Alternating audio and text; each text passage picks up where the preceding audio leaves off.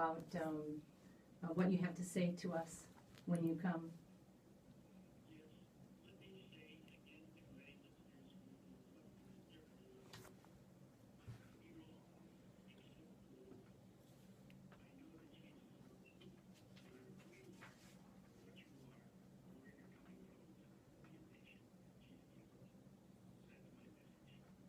That's beautiful. Thank you so much, Dr. Campola, and safe travels, bon voyage, and we are looking forward to seeing you soon. Bye-bye.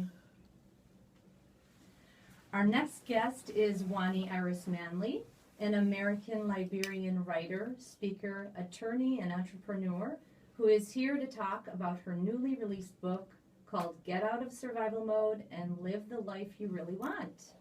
Thank you for having me, Monica. Well, I'm here and I've got your book, and it's beautiful. Thank you. And you must feel really proud to have given birth to it. Absolutely, especially sitting here in this seat before you. So I have to say, I'm very, very proud of my work and what it's doing. Well, tell us, why don't you tell us about your background and what brought you to Paris? Wow, just quickly, well, actually, Paris brought me here. Essentially, I came here because I was experiencing a phenomenon. I was living in Miami before, and throughout the course of a year, beginning January 3rd in 2011, I was getting all of these signs that was pointing me to Paris, the French culture, the Riviera. Initially, I came here to just kind of see what the signs were all about, and I got no message, and I went back to Miami, and it just continued. It was like that literally for an entire year, and sometime in August, my heart just spoke to me and said, move. And I gave it maybe like 2 seconds of a thought, and I said, why not? I sold my condo, I sold my car, I gave away almost everything that I had through different charities in Miami. Sold a few things for like $50 in Craigslist, waste of time, and I came. I didn't know a single person in Paris or France. I did not say one word in French at all. I didn't have a plan A or plan B or plan C. But I just trusted in the force that was actually bringing me to Paris, because there was never a thought that I said, I want to move to Paris. And so here I am. And once I got here, things were just revealed to me as to what I was supposed to be doing, what my work was supposed to be in the world. Books started being downloaded to me, and voila, this is one of the product of those downloads. Yeah. Wow, that's amazing. And so what do you think of Paris? I love it, especially when it's hot like this. Right. Being from Miami, that would make sense. Exactly. No, it's such a beautiful, beautiful, inspiring city. It's just so much eye candy. I think I have really become the one that I was destined to become in Paris. I've spent so much time with myself through my writings, and just it's been through a transformational journey for myself. Of who I am in the world and the work that I'm actually producing. So I owe a lot of gratitude to this beautiful city and the culture itself. Right. Well, so tell us what inspired the book. Because get out of survival mode and live the life you really want. What a title. I mean, how did that come about? Well, this is actually the second book that I actually wrote, but I wrote a first book before. It was really about the spiritual path, and it took me a while to write that book, and so I just, I needed to kind of have that one sit for a little bit, and then I just kind of asked for guidance. I was like, okay, what book do I need to actually produce now? And this book was actually put out to me because I think, in every respect, I've traveled, I've lived. I mean, it's actually my story as well, too, in terms of living in survival mode. Not based on a set of circumstances, but just based on the beliefs that I had about life. And so many of us are actually in that realm of where we're just surviving day to day. We cannot see past our basic needs, especially with the current climate, with everything that's actually going on. Everyone's living in fear. Right. And so for me, I was on a trajectory. I am an attorney, and so I was, came from a household where you either became a doctor or you became a lawyer. And my father was former minister of Liberia, and so that's the trajectory that I actually went on. But it wasn't the path or the career path that actually lit me up. And so that lit you up. That lit me up in the inside. And I think for me, beginning in 2009, I went through a series of things that happened in my life that put me at a very low point, and it just kind of had me searching for answers, for questions. And as they say, when the student is ready, the teacher appears. And so I just kind of found spirituality, and my life just completely transformed into something else that I ever thought I would be doing. That is living in Paris, that is actually writing books, that is actually speaking, that is actually living a life of inspiration I am living now. And I refuse to live it any other way. I can't. Wow. I refuse to. That's beautiful. When you talk about survival mode, and we were talking about this earlier, how it just feels like the climate, as we're seeing what's going on in the world today, people are operating out of survival mode, and you have quite a few pages in the book about it. And so why don't you can you give us an idea of what you mean by that? The book, there's different main stages, or there's different, the realm of survival mode spans, or it could be psychological, it could be physical, it could be mental, but the primary of the book is written from a perspective of when you're living in lack of imitation based of lack of money, or you're living off of the belief that you have to work hard in order to survive in life. And I think a lot of us have been felt that belief, and we were taught that we had to work extra hard for everything. And so for me, my perspective came of, I can very well accomplish, but it really came with a lot of blood, sweat, and tears, equity of constantly working at, and pushing and striving, rather than allowing to working from a space of just kind of creativity, or working from a space of imagination, or working from a space of relaxation and allowing things to flow. And so the book is just taking the angle of, it's 109 short chapters, and it covers everything from lack of self-love to living in fear to people-pleasing to, working from the belief of I'm not good enough, I'm not worthy enough, which basically sets us up for lives of living in struggle, of living lives where we're thinking that everything is outside of us rather than actually within us, of living life where we have to feel like we have to depend on other people for validation, rather than to looking at ourselves and saying we are perfect whole beings just as we are. I don't need to go out there and prove myself to anybody else. I'm good enough, I'm smart enough, I'm beautiful enough, I can do it just as I am right here, right now, exactly as I am. That's beautiful. So the way the book is set up is that there's a list of 109 habits or patterns that keep us in survival mode, yes, right? Yes. So can you talk about a few of those that you think are maybe the most important, or maybe that most of the people you think are in, because you give the solutions. You talk about the habits and the ideas and the solutions. So. Sure. I think most of it looks at our belief structures, and I say the number one, just the very first chapter in the book is lack of self-love. Many of us are just taught that we're never taught to look for love inside of ourselves. We're taught to look for love through other people.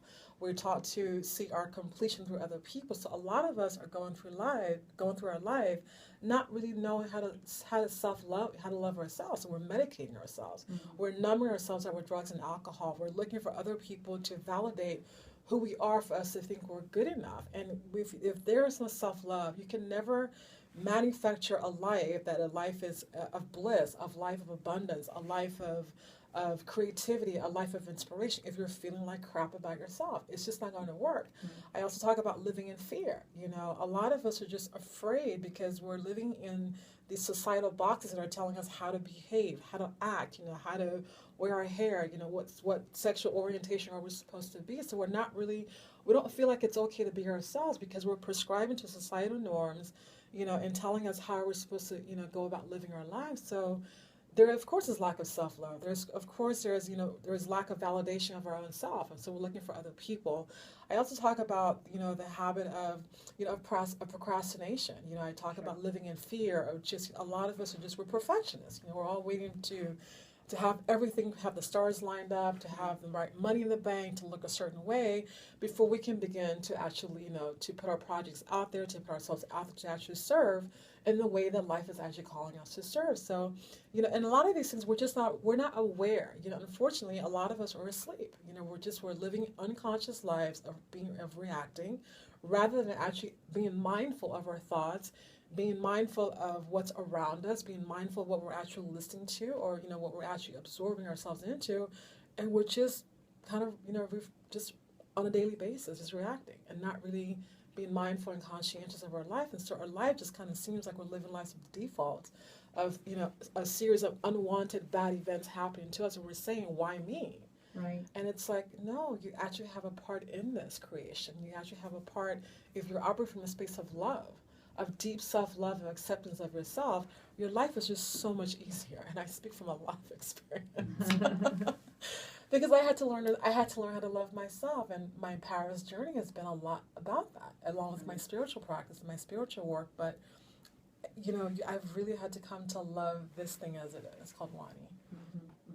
Yeah, I've also heard the idea that you need to start before you think you're ready, because as you do that, then you're met halfway with those the synchronicity of events that you could never imagine. But if you don't get out of the house, it's true that you're not going to meet the people that you need to meet and move forward in your project. So. Absolutely. You just have to. I always say, when you take bold, big steps with your life, the universe, God, source, Jesus, however you refer to the source, it just rewards you with just big rewards. And people that you've never thought would be there, people just step in.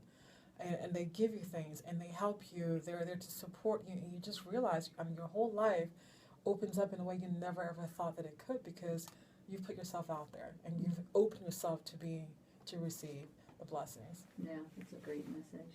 So how does spirituality tie in with living the life you really want?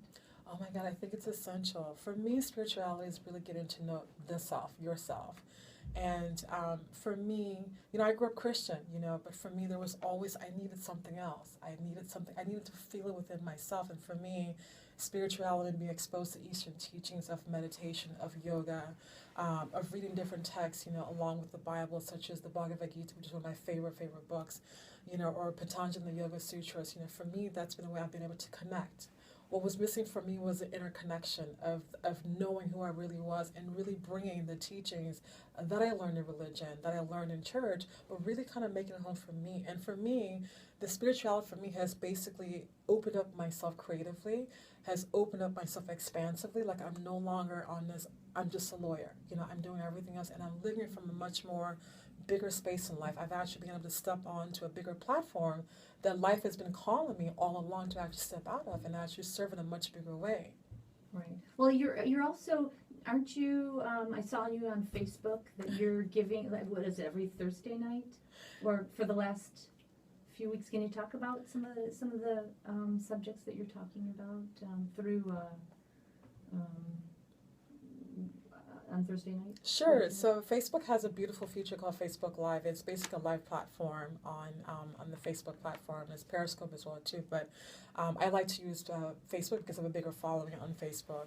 And basically every Thursday at 8 o'clock, I have a 30-minute show. It's my book show. So I talk about, I set an intention, and I just ask God. I said, what are people needing right now? Last week it was a lot of the subconscious belief of I'm not deserving. And so I set an intention, whatever comes to me. I talk about, I discuss a chapter in the book. I field questions from people, from the audience members, and we just have a dialogue. It's a 30-minute show in terms of me talking, but then afterward, people are invited to ask their questions, and to actually, there's links for my book is on there through Amazon, how they can get in touch with me to actually to see if they want to have coaching work, because I also do coaching as well too. So, but it's what I do every Thursday. It's my book show, and it's 8 p.m. Paris time. Okay. And it's my personal Facebook. Great. Any favorite mantras or thoughts or phrases that you use, or when you do meditation? I assume you do some meditating. Oh my God, I'm a huge meditator. For me, it's I love you, and I always tell you, because I get a lot of questions of people telling me how to connect, how to create this beautiful life of what you're doing. And I just say to people, what? Throughout everything you've ever heard about meditation, in terms of how to sit, how to hold your hands, but just literally put your hand on your heart and just say, I love you. I love you. I love you. I love you. It's like, we're inherent do-gooders at heart and givers at heart. And we're always looking to give towards other people. We're never looking to give ourselves. And all we really need is love. Your inner child, your inner being, that's all they want to know is, I love you. No one's told me they've loved me today. So, how? I love you, Wani. I love you too, Monica. It's like, when you're living by yourself, it's like, those words, and our inner being, that's all he wants to hear is, I love you. And it's like everything that we're actually doing on the outside, the cars we're buying, the clothes we're wearing, or how we're presenting ourselves on the outside, it's just it's a front for what we're really needing inside. That's actually love. Right. So just tell yourself you love yourself. Yeah. and like one of my teachers always say to me, start a love revolution with yourself. Like literally tell yourself, I love you every single day, every moment of the day, to the point where that is the most familiar words your mind hears on a daily basis, rather than, the stuff that you're hearing out there, Right. So put your hand in your heart, and I love you. That's beautiful. Thank you. Well, thank you so much. So you can get the book. It's available on Amazon. Amazon. It's available in paperback as well as in digital as well, too. So, yes. Great. Well, thank you for sharing your message, and we're going to go get the book. Thank you for having me. Thank you. All right. So, Camilla,